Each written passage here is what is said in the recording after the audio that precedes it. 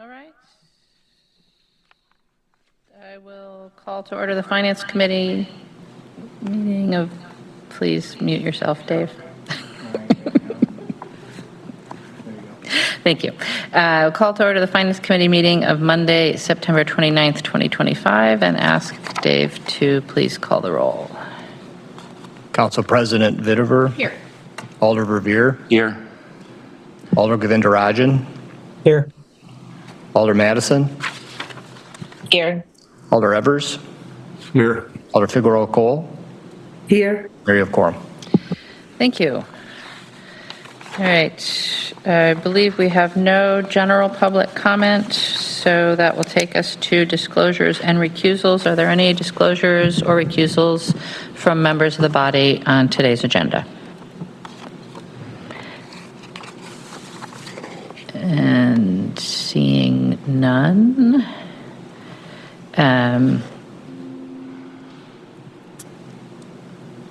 Alder Madison, if you're speaking, we can't hear you.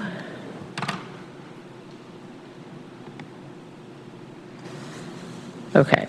Then we'll move on to the consent agenda. Alder Madison? You're still muted. No, you're talking to somebody else. Okay. Okay, thank you. We'll move on then to the consent agenda. And we will be taking up item 18, which is the executive capital budget, and item 19, which is a closed session update. Are there other items that members of the body would like to have excluded from the consent agenda at this time? And I will ask you, for those of you who are on Zoom, if you could just unmute yourselves and jump in, because the view that we have doesn't show me the whole screen or hands. So I'm working on that, but go ahead and jump in if you want something separated. 89947, the adopting the labor agreement. Item 6, Alder? I don't know, but I'm trying to get to that agenda, but yes, I suppose. Okay. Are there any other items? Alder Revere? Thank you, Mayor.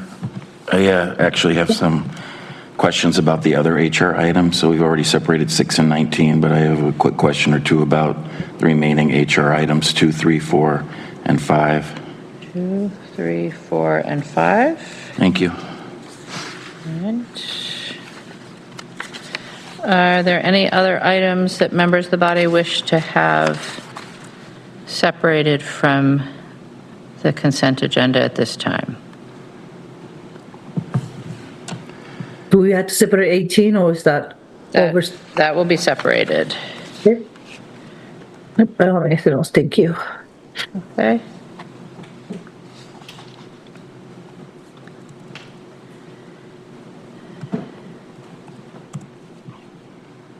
Okay, so then we will be separating items 2, 3, 4, 5, 6, 18, and 19. And then on the balance of the agenda, President Vitiver, a motion, please?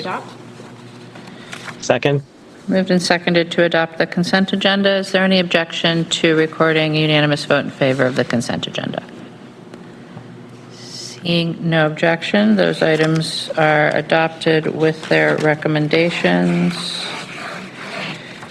And we will go then to item 2, which is Legistar 89860, recognizing the appointment of John Patterson and approving the terms and conditions of employment for John Patterson as the City of Madison Police Chief. On item 2, a motion, please. To adopt. Is there a second? Moved in second. On item 2, Alder Rivera, questions? Yes, thank you, Mayor. Let me just state at the outset that this is nothing to do with the incumbent. I think the world of Chief Patterson, as I made clear at our last meeting. But my quick question for HR staff, I presume Aaron's here. in with us virtually, is I don't recall from my tenure that we've had a formal resolution like this for our fire and police chiefs in the past. Is my recollection correct on that? Is this a new policy or Yes. procedure? Your recollection is correct. We have not done this before. Could you or someone from HR explain the necessity or the change? Checking to see if we have anyone from HR here. Good afternoon, Mayor. This is Eman. Hi. Hi, I'm here virtually. I don't see Aaron on the call, and unfortunately, I was not part of the drafting of the contract for Chief Patterson. So I see That's all right. I can answer the our questions. labor relations peers, but I don't know if they were part of it either. No, I think this is an Aaron question. Yeah, it is an Aaron question, but I can answer it. As you know, Alder, we do not make the choice of who to make an offer to for chiefs. That's the choice of the Police and Fire Commission. But we do have to negotiate terms of employment with them. And it was brought to our attention under the previous chief that the form we had been using, which is essentially just an offer letter, didn't contain information about, for example, what was the schedule of raises, how are they treated with respect to other members of the management team, what are the sort of details of the condition that are of employment, which are all in the management team contracts, the Comp Group 21 contracts. But since the chiefs didn't have a contract, they didn't have that information. And so Director Hilson thought that an MOU would be appropriate to get a little more parity there between the two chiefs and the rest of the management team or the Comp Group 21 employees. So as you, I'm sure, saw in the content, it's very parallel to our contracts, but it's not a contract because we don't have the same authority over the Comp Group 21 folks as with the chiefs, right? It's not, that part isn't parallel, but how we treat them in terms of the employment terms is very parallel. So thus the language is very parallel here. Absolutely. So it's just formalizing a little bit more the terms of employment and giving those employees a little more certainty in terms of what their benefits are and what the terms of employment are. And thank you very much for that explanation. Makes complete sense, Mayor. The follow-up question, please. So are Chief Patterson's terms of employment here, the benefits in particular, all pretty much consistent, not only with Comp Group 21 managers currently, but with the fire chief, since that's probably the closest analogy? Yes, and I don't think I'm talking out of school to say that the intention would be to do a similar thing for Chief Carbon. It would be in the Would be future? to do it in the future, yeah. Yeah. So that everyone will have a parallel situation. Okay. And then specifically, as it relates to residency, obviously the residency requirement is much more liberal in this MOU than it is for example, the Comp Group 21 manager at the table with us here.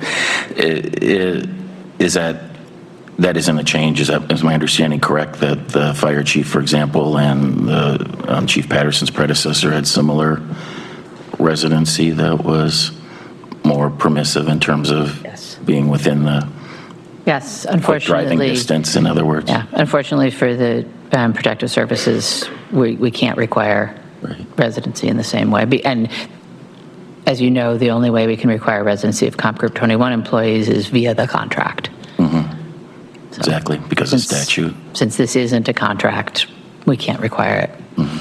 But they fall into the distance from the capital category. Right. So. And my main point, though, is that this isn't a change. That No, this is the same thing that we've been doing. predecessor chiefs of police as well as the fire chief are an exact same allowance, if you will. Yeah, exactly. Yep. Thanks very much. Appreciate your responsiveness. Thank you, Alder. Other questions on item 2? I've got it now. Seeing nothing else, is there any discussion on item 2? Seeing no discussion, then is there any objection to recording unanimous vote in favor of item 2?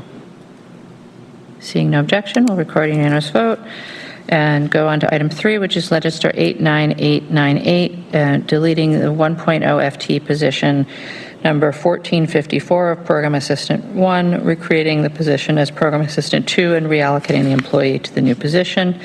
On item 3, a motion, please. Mayor, could I interject, please? As it relates to my separation of these, my question relates to agenda items 3, 4, and 5, so I would suggest we take them all up in Take mass. them all together? Yeah. Okay, so then item 4 is 89915, deleting the classification of Control Systems Technician in Comp Group 16, range 19, and recreating it in Comp Group 16, range 20, recreating position 1790 in the new classification and reallocating the employee. And then item 5 is Register 89925, Personnel Board Report on Position Studies approved through authorized administrative actions. On items 3, 4, and 5, then a motion, please. Move to approve. Is there a Second. Moved and seconded to approve items 3, 4, and 5. Alder Verveer, questions? Yes, thank you, Mayor. For HR, I guess it would be Iman then? Is that correct, that Yes. Director Hilson's not with us today? Yep, so Iman, thanks for being with us. My quick question on each of these is, it's been, some time since we've seen reclasses before this committee and the Personnel Board and all the administratively approved ones. The list is quite extensive compared to what we've seen during the meat of the Baker-Tilly compensation study. And so my curiosity question was, could you give us a quick update, please, on the compensation study progress and the pause on new position studies? Obviously, it was lifted, I guess, September 1st, and if you could just confirm that that's the case. And I'll just give you my follow-up question now, please, and that is about how many position study requests are in the queue from our pause during the comp study. Yeah, thank you, Alder. So we did start picking up the position studies that were put on hold as a result of the compensation plan review with Baker Tilly. We have received some of that preliminary market data assessment and pay plan proposals. We do have a steering team committee coming up next week, I believe, on the next steps of the communication plan and implementation plan. As soon as we got some of that market data analysis, Aaron felt like we had sufficient data to start looking at the positions that we had put on hold, and to start finishing up some of those position studies that were in the queue. As a result, some of those studies did go through the formal position study process as the 2 items 3 and 4 on the agenda today. And we completed our analysis in our standard interview process and methodology. A lot of the administrative authorizations were recreating some of those career ladders that were not in the budget at those higher levels. So we were able to process through those while we were finishing up some of these position studies as well. Forgive me if I don't remember all of your questions, Alder. We have I have 2 more items that will be coming forward next week, and we probably have another 3 or 4 that need to be finished up as far as studies that were on hold from last May. And I know there was another question there. Well, thank you. I was curious about, does the figure you just shared with us include those that would qualify under the somewhat recent ordinance amendment allowing administrative approval? No, that number would be formal studies, not administrative approvals. Am I understanding correct that administrative approvals were also on hold during the, No, administrative approvals were being, as long as they fit through the parameter of that ordinance, were being processed. okay. And then I think just an overall Baker Tilly update, I don't know if you remember the email that Aaron shared with the council several months ago, I guess it was in June, in terms of when we will actually see the formal. I don't have an updated timeline. I'm hoping that we'll get more of that information with the steering team when we meet next week. Meeting next week, yeah, that you mentioned. Yeah. Okay. Thanks very much, Iman. Appreciate it. Yeah. Thank you, Mayor. Thank you, Alder. Are there other questions on any of these items? Seeing no further questions on items 3, 4, or 5, they have all been moved and seconded. Is there any discussion? Seeing no discussion, is there any objection to recording unanimous votes in favor of items 3, 4, and 5? Seeing no objection, we'll record those votes. That takes us to item 6, which is Legistar 89947, adopting and confirming the labor agreement between the City of Madison and the Teamsters Union Local 120, affiliated with the International Brotherhood of Teamsters, for the period of January 1st, 2025 through December 31st, 2027. On item 6, a motion, please. Move to adopt. Second. Moved and seconded, item 6. Alder Figueroa Cole, you had questions? Yes, thank you. I want to understand what is the impact of these, of the cost of the negotiation, salaries on this year's, is it called Arab? I forgot the name. And also for next year, was that a new budget already for 2026 to see if we hit any limits? The executive operating budget does account for what's in this contract. And then what happened for the 2025 year? Does that impact our limits for the state $7 million break that they give us? Expenditure restraint program? Thank you. Dave? Alder, we will be doing projections next month to look at the entire budget, including the impact of this agreement. I think at the moment, based on preliminary projections, we expect that we can accommodate this within what will be sort of unspent in the contingent reserve, as well as the compensated absence escrow funding. But we'll be looking at it holistically over the next few weeks, and we'll bring that to the Finance Committee in November, and then that'll be reflected in the year-end appropriation resolution, any adjustments associated with that, which the council will take up in early December. And then, so the contract is for 3 years covering this year. Is that what I'm reading? Is it a 3-year contract? That's correct. So 2025, 26, and 27. Okay. All right. Well, so Dave, when that information is that information going to be like presented in the next finance meeting? The summary of the projections? No, that'll be in November that we'll come back with the projections along with the year-end appropriation resolution.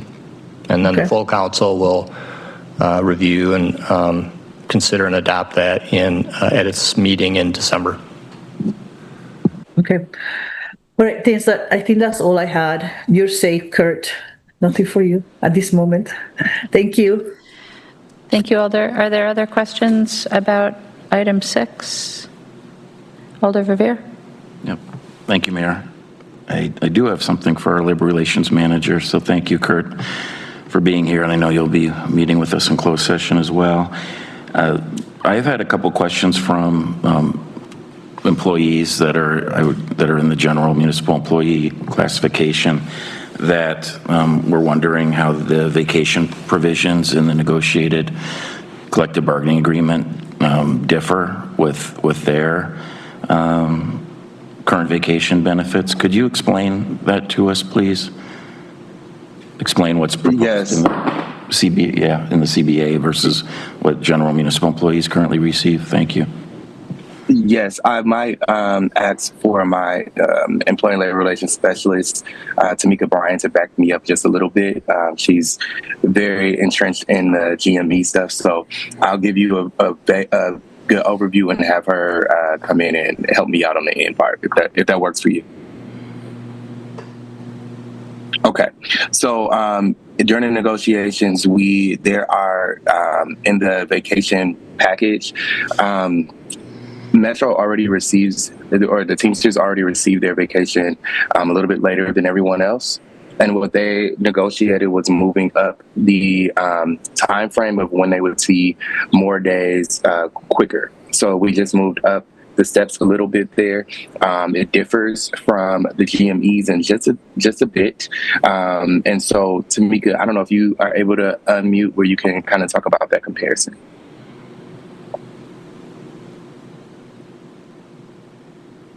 Yes, I do want to highlight that when it comes to the Teamsters, their first year of employment, they are not entitled to any vacation time. So that was taken into consideration with these negotiations.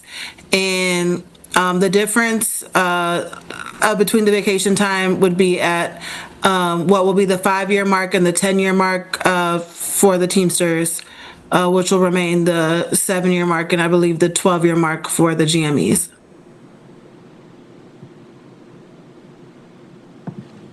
Yeah, thank you both. And I do see in Kurt's written report that it explains modify 7 years of service to 5 years, modify 12 years of service to 10 years for the Teamsters members. But could one of you clarify for me so how that differs with GMEs like yourselves? So GME would be the how it was originally. So ultimately, the Teamsters would be able to access at the points that were negotiated. The GMEs were at the other points. So for instance, at the 12, you see 10 for the Teamsters and 12. It went from 12 to 10. The GMEs are at 12 for the same amount. If that makes any sense. So this is, Tamika's point is that GMEs receive vacation benefits immediately, Teamsters members do not, and that will continue. Correct. But this is more, this is a greater benefit, if you will, I'll describe it that way, as you gain seniority than GMEs receive. Am I saying that correctly? So Teamsters start behind the GMEs and then catch up faster, if you will, right, at a lower year number than the GMEs. So would it be fair, thank you, Mayor, for interjecting. So would it be fair for me to get back to this GME member of Team City and say this really is equitable because you were able to earn vacation immediately? And I mean, I think equitable is in the eye of the beholder in this case, but more to the point, this is what the Teamsters negotiated. yes, of course. So, And we could also say that this will help us with retention and recruitment, right, as well? yes, I think that's part of what the shared interest was on this item. Yeah. Okay. Absolutely true. I'm sorry if I can interject. Good night. I have a somewhat unique perspective as working on this one. So, Alder Rivera, to your question, this agreement shifts the 15 and 20 days of vacation up for the Teamsters. However, the GMEs actually have some intermediate steps as well. So the GMEs have a 12.5-day step after 3 years of service. They also have a 17.5-day step after 11 years of service. So I would say, as far as fairness, equity, whatever term you want to use, they're different. They've always been different. This shifts it up. It was part of the negotiation.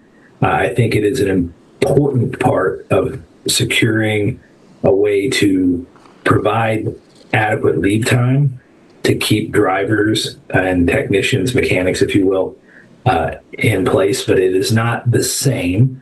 But it's actually never been the exact same. There's been these intermediate steps. And I want to be very clear about that. I haven't written it up in detail, but the GMEs have 7 steps. Metro Teamsters have 4. Thank you for that additional clarification. Interim Metro Transit General Manager, NEP. One last follow-up question. I don't think this is for you, Eric, but could anyone share how protective service employees are in those with those collective bargaining agreements, how they might differ in terms of vacation? Does anyone know offhand? I don't know if that's for Tamika or. I mean, we could get into it. I'm gonna look in the. I was going to say I if could you give save me that. time for the closed session, we can look in that. Yeah, I was going to say that is probably something we could talk about in closed session too, and give you time to look at. Okay, thank you. Thanks, Mayor. I'm complete. Thanks, everyone. Thank you, Alder Figueroa Cole. So will these increases bring them to parity? I thought that at some point their benefits were aligned in a way that kind of compensated for not being in parity. So that's one question. And then the second question, does this contract impacts the Me Too clause that we have for the general employees? So your first question about parity, are you asking about the wage increases, or are you asking about the wage vacation increases? Okay, so the wage increases, they were, yes, this will already have them at parity. What really is, there were some years where they didn't get any large of increases as everyone else, so that everybody was trying to catch up, but they traded that with the health insurance piece of that. That time has passed, and so we are now all walking step by step together. So yes, that does bring them there. As far as the Me Too clause with everyone else, does it affect that? My understanding is that we are trying to align all of our increases to the same, and so it should affect in that way, but that is my understanding from where I sit. So, I'm sorry, so does it impact? I mean, I don't know, maybe Dave can answer that one too. So would this have an impact? Like the fiscal note explains how much this is going to be for the future years. Does that include any impact on the general members, general employees? Will they also get an increase or? Alder, I think what Kurt is saying is that the Teamsters have been behind the general municipals. So in the case where we were concerned about the lack of parity between protective services and the general municipals, it was the opposite situation. Right. So it doesn't actually impact the general municipals because the Teamsters are just coming up to where everybody else is right now. So that's what I was asking. Are we just getting to the parity? We didn't go above that. No. So, okay. All right. Thank you. Yep. Are there any other questions on item 6? All right, seeing none, then item 6 has been moved and seconded. Is there any discussion? Seeing no discussion, I'd just like to say a big thank you to our labor relations staff and to the folks on the bargaining team at Metro, and then of course to our friends at the Teamsters. It was a long and sometimes difficult road to get to this agreement for the contract, but we did get there, and I think it's to everybody's benefit. So I just wanted to say thank you to everybody who worked on that. And then with that, it has been moved and seconded. Is there any objection to recording unanimous vote in favor? Seeing no objection, we'll record a unanimous vote in favor of item 6. And that will take us to the 2026 capital budget deliberations. Item 18, which is Legistar 89733, the 2026 executive capital budget. We have a few amendments.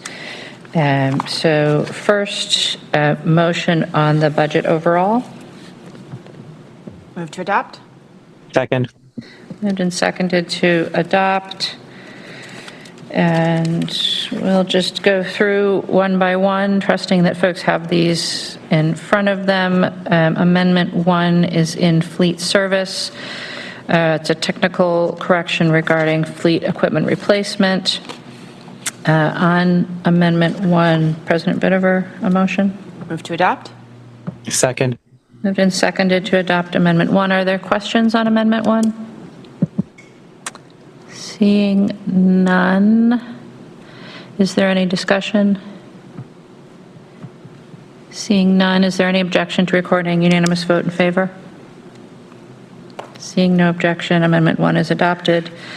Amendment 2 is in engineering, bicycle and pedestrian regarding State Street pedestrian improvements. Alder Verveer, Move adoption. is there a second? Second. Alder Verveer, did you wish to speak to this? Well, thank you, Mayor. I'll just say, as it relates to all the amendments that I'm offering tonight, that I tried to ground them all in questions of our staff during our capital budget hearings. So I believe colleagues will recall that I did ask our engineering division management team several questions about this, and this amendment has been drafted with the full consult and support of our city engineers. And Chris Pedikowski, I see, is in the meeting and could answer any questions anyone has. Suffice to say, I've tried to be as aggressive as possible in advancing the sidewalk repairs and creation of a State Street pedestrian mall for Lower State Street to the best of our collective ability, and are doing so, again, assuming the workload as we know it today of City Engineering Division staff, as well as the capacity of our tax incremental District 50, the Greater State Street area TIF district. Obviously, this project will be revisited over the coming years to ensure the timing is appropriate. So I ask my colleagues' support. Thank you.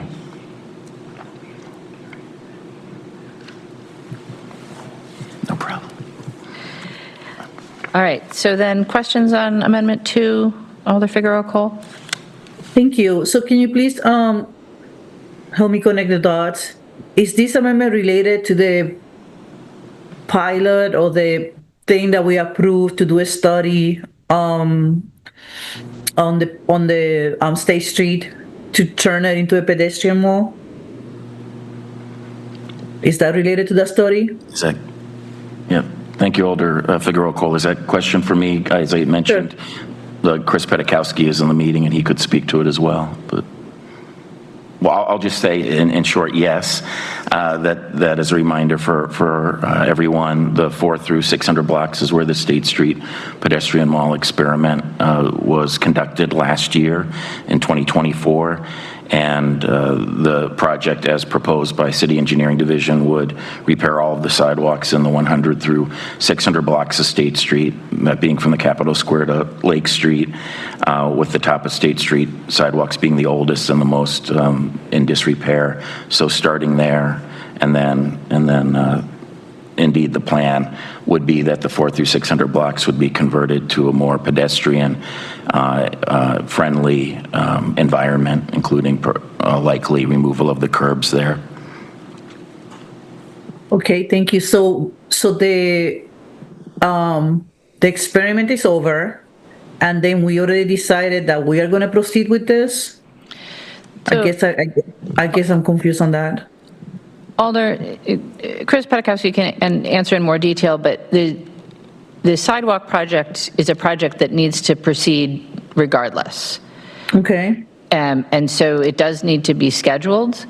And as Alder Revere indicated, we've split it into two sections.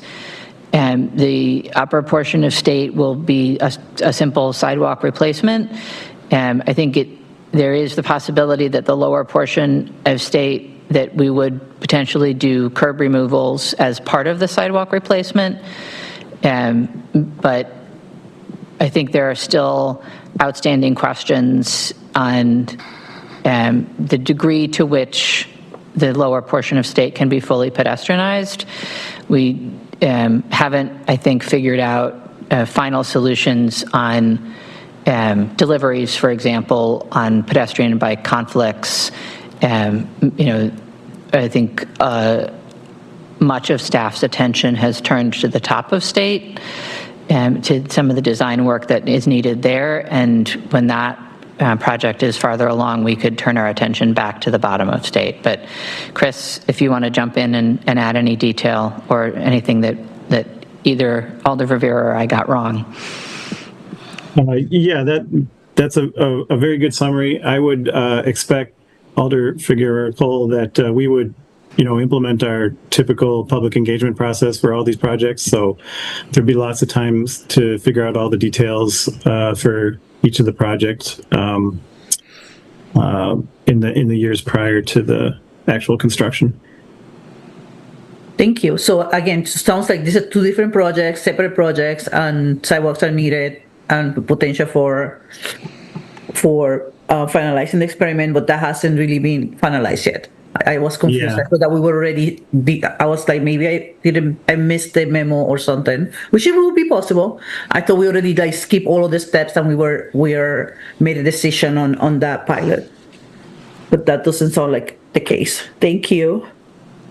If I could please interject, I will just share that the council did adopt unanimously at a council meeting many months ago now, the report that was largely drafted by our planning division relating to the efficacy of the experiment on Lower State Street, and that did have, and anyone obviously can find that report at their convenience, did have next steps. And so that might be of interest to some as well, to take a look at that and see what the next steps were in that, and the recommendations that were contained in that report in terms of our path forward. Thank you. Yeah, thank you. And again, we just accepted the report, not necessarily that we would proceed. So, but yeah, that's what I was confused a little bit about that. But thank you for pointing that out. Great. Thank you, Alders. Are there further questions on item 2? Seeing none, it's been moved and seconded. Is there a discussion? Seeing no further discussion, is there any objection to recording unanimous vote in favor of item 2? Seeing no objection, we'll record that vote. Takes us to Amendment 3, which is in the library, regarding the Horizon list, adding central library improvements. Alder Verveer? Move adoption. Second. Moved and seconded to adopt. Alder Verveer? Yeah, thank you, Mayor. As was the case with the previous amendment, I did ask questions of our library director and who's here in person. Thank you very much, Tana, for being here. I just make note of that for those that are watching virtually that might not realize she's in the audience here with us in person if there are any questions. But in short, Central Library Improvements has been a project contained in the SIP for years and years and years now. With the realization that of number one, the pandemic, closing the library for sadly a very central library for a long period of time, as well as the importance of prioritizing the creation of the Imagination Center, this project has obviously fallen off in the prioritization list. But the reality is that Central Library is coming up on needing for us to seriously plan for its next renovation. It was last renovated in 2012. Time flies. that's for sure. And so I wanted to have this codified in our capital budget once again, with, just as a reminder for future policymakers, that Central Library will need to see somewhat of a renovation sooner rather than later in the coming years. As the amendment description explains, and as our library director explained during our capital budget hearings, there is just underway a study of the Central Library's current functions. We call it a zone analytics study that was funded, correct me if I'm wrong, but funded by our wonderful Madison Public Library Foundation. And so I thought it was, again, incumbent on us to at least include this in the horizon list, since it no longer is a project in the SIP in the 2026 executive capital budget. So again, I hope my colleagues can support this. Thank you. Thank you, Alder. Are there questions on Amendment 3? Seeing no questions, is there any discussion on Amendment 3? Seeing no discussion, is there any objection to recording a unanimous vote in favor of item 3? Seeing no objection, that amendment will be adopted. Takes us to Amendment 4, which is in Parks regarding parkland improvements. Alder Evers? Move to adopt. Second. Moved and seconded to adopt. Alder Evers, do you wish to speak to it? Yes, thank you, Mayor. A couple of years ago, the new president of Edgewood College reached out to me regarding the condition of the fence along Park and Pleasure Drive. I brought this to the attention of staff, and in research and investigation, it was determined that we have an agreement with Edgewood dating back to 1904, indicating it's the city's responsibility to take care of this fence. Now, the fence on the campus side is something that Edgewood is very much interested in seeing it maintained, and it's beyond the point where it can be effectively just repaired. So in order to get it to where it's functional, it needs to be, the current fence needs to be removed and a new fence needs to be installed in its place. Regarding the fence on the lakeside, Edgewood has no interest in that or opinion on that. That fence too is in tremendous disrepair and serves no valuable function whatsoever. So the thinking here is that fence would simply be removed. So the $120,000 is for the removal of both fences and the installation of a new fence on the campus side. Thank you. Thank you, Alder. Are there any questions on this item? Seeing none, is there any discussion? Seeing no discussion, is there any objection to recording unanimous vote in favor of Amendment 4? Seeing no objection, that amendment will pass. That will take us to Amendment 5, which is in the police budget, the Horizon List item for body-worn camera project. Alder Verveer? Move adoption. Second. Moved and seconded to adopt. Alder Verveer, did you wish to speak to it? I don't think Alder Harrington McKinney is here. I believe I did see her in Zoom earlier. Oh. I can start and then yield to Alder McKinney unless she's Alder Harrington seeking McKinney, recognition. did you wish to speak to this item?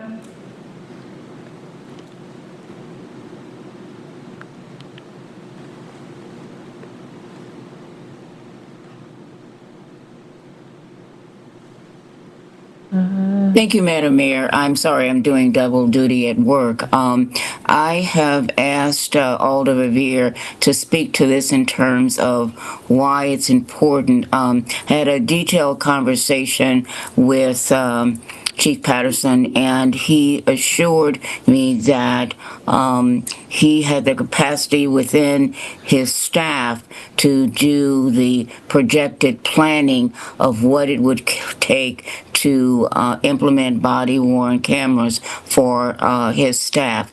I have complete confidence in Chief Patterson that will happen, and thus so I wanted to make sure that it was at least on the horizon list, so that in future considerations by the Finance Committee, we would be able to move that in when Chief Patterson completes his phase in. And so that's why I really wanted it to be a holding space on the horizon list. And if Alder Verveer has some more to add, because he's had independent conversations along the way as well. And I'm very confident if he could share those conversations that he's had with Chief and with Finance as well. Thank you, Alder. Alder Verveer? Yeah, thank you. Thank you, Mayor, and thank you, Alder McKinney. I'll begin by stating the obvious, that this is obviously an issue that's been around for a very, very long time. In fact, I believe Alder McKinney and I were sponsors of a capital budget amendment about 10 years ago now to study body-worn cameras as a pilot in the North Police District. That amendment was adopted, as I recall, by this committee, but then overturned by the full City Council, just to give you a taste of how controversial this issue has been and how much discussion there's been in the community. In fact, we had a body-worn camera ad hoc committee of residents that produced a report that was accepted by the council, I think also about a decade ago as well. And then, of course, the pilot did proceed on the north side in the North Police District last year, and the council accepted the report on that experiment also about a year. That was about a year ago, I guess, in November of last year. So I don't need to explain the history any further. You all know it on this committee, and why I think it's important for us to revisit this issue as policymakers is simply because it's an issue that is a priority for our police department. It's a priority for many in the community, including several of us policymakers. But it's easier said than done, particularly the fiscal impact at this point. So it was no surprise to me when, as I mentioned during our capital budget hearings at this table, virtual table, I'll say, when I remarked that interim Police Chief Patterson's capital budget request acknowledged the need someday for body-worn cameras for patrol officers, indeed for all commissioned staff in the department, but stated unequivocally in that spring time capital budget request that a lot of work still needed to be done, that it was premature to request that for 2026. With that said, our now newly minted permanent chief and members of his team, and I want to specifically thank not only JP but also Paige and Teague for their help in drafting this amendment. You'll see in the amendment that although indeed this is simply a placeholder, if you will, on the horizon list, similar to my conversation about the Central Library improvements and why I think the horizon list is helpful in terms of codifying in our adopted budget future major capital projects, though acknowledging that they need additional work. This one does need additional work, but unlike the Central Library Improvement Horizon List Amendment, this one does give us some very rough estimated budget impacts, both on the capital and operating budget side. I won't detail those for you. You obviously all have them in front of you, but I do want to acknowledge that the department has thought about this, that they did work to help craft this amendment. The department leadership did, and I think it's fair to say they're very supportive of this amendment today. It's my hope that although we don't know what year, we might be able to begin a phased-in implementation of body-worn cameras, especially for our patrol officers, that it's my hope that there would be some federal grants available. I know full well that we made the decision at the time to pass up Obama administration federal grants that were available for the purchase and implementation of body-worn cameras. And that was a decision by the majority of the council at the time. But I do hope that in future years that there will be some opportunities for federal grants that will help us to see the day come sooner rather than later when all of our officers will have the availability to have body-worn cameras as part of their daily equipment. So I do hope my colleagues are able to support this tonight, and will state that I believe that JP, Page, and Teague are all in the meeting and available to answer questions if there are any. Thank you. Thank you, Alder. Are there any questions on amendment number 5? Seeing none. Is there discussion on amendment number 5? Seeing no further discussion, it's been moved and seconded. Is there objection to recording unanimous vote in favor of amendment 5? Seeing no objection, that amendment will pass. Take us to amendment number 6, which is in traffic engineering regarding streetlight installation and traffic signal installation on the southwest commuter path. Vice President Govindarajan? Move to adopt. Second. Moved and seconded to adopt Amendment 6. Vice President Govindarajan, do you wish to speak to this? Yes, thank you. This amendment was drafted by traffic engineering, so thank you, the staff over there. It does two things. The first being it will provide lighting on the southwest commuter path, which, if you're familiar with, is a super busy path in the downtown area and the surrounding campus area. Multiple parts of that path is currently unlit in several parts, and elsewhere it's pretty dimly lit for the most part. So I've had several residents, including students, share concerns about the lack of lighting on such a heavily used path, whether it be class time or Badger games or anything else, with both pedestrians and bikers. So this additional lighting will make a big difference in terms of safety and just prevent biker and pedestrian crashes for the most part. The second part is some signalization at West Washington Avenue, which Alder Revere might have a better idea and grasp of the situation than I do. So I might just pass it along to him there. Thank you. Thank you, Alder. Alder Revere? Well, thank you, Mayor, and thank you, Vice President Govindarajan. Just to continue then the description, the second part of the amendment provides $300,000 in tax increment Finance District 48 funding to install traffic signal at the southwest commuter path and West Washington Avenue. This is something that frankly was ordered in large part by the State Office of the Commissioner of Railroad, and they have been working closely with our Traffic Engineering Division to comply with an order that was issued by the state regarding this crossing, as well as one at the Southwest Path and North Shore Drive.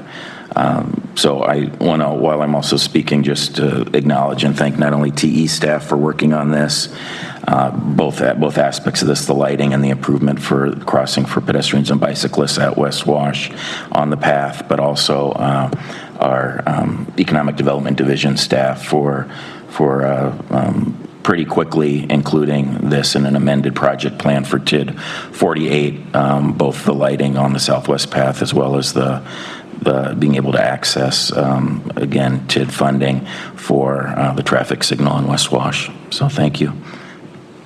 Thank you, Alder. Are there any questions on Amendment 6? Seeing none. Is there any discussion on Amendment 6? Seeing none, it's been moved and seconded. Is there any objection to recording unanimous vote in favor of Amendment 6? Seeing no objection, Amendment 6 is adopted.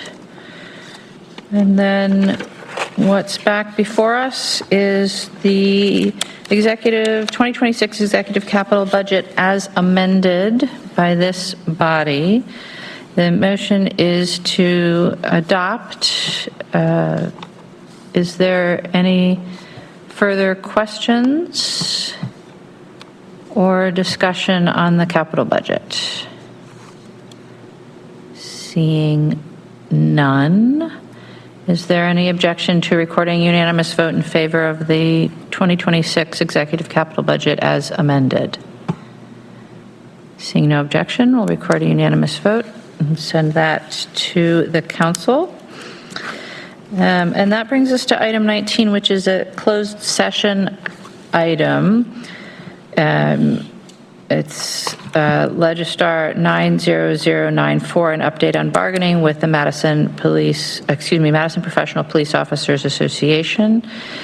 I will give notice that when the Finance Committee considers the following matter, it may go into closed session pursuant to Section 19.85 Sub 1 Sub E of the Wisconsin statutes, which reads as follows: deliberating or negotiating the purchase of public properties, the investing of public funds, or conducting other specified public business, whatever competitive or bargaining reasons require a closed session. If the Finance Committee does go into closed session, notice is hereby given pursuant to Section 19.85 Sub 2 of the Wisconsin statutes that it may reconvene in open session without waiting 12 hours as specified in the statute. So the closed session vote is roll call vote. President Vitover, a motion to go into closed session, please. Move to go into closed session. Second. Moved and seconded to go into closed session. All those in favor, aye. Those opposed, no, as your name is called. And Dave will please call the roll. Council President Vitover, Aye. Alder Revere, Aye. Alder Govindarajan, Aye. Alder Madison,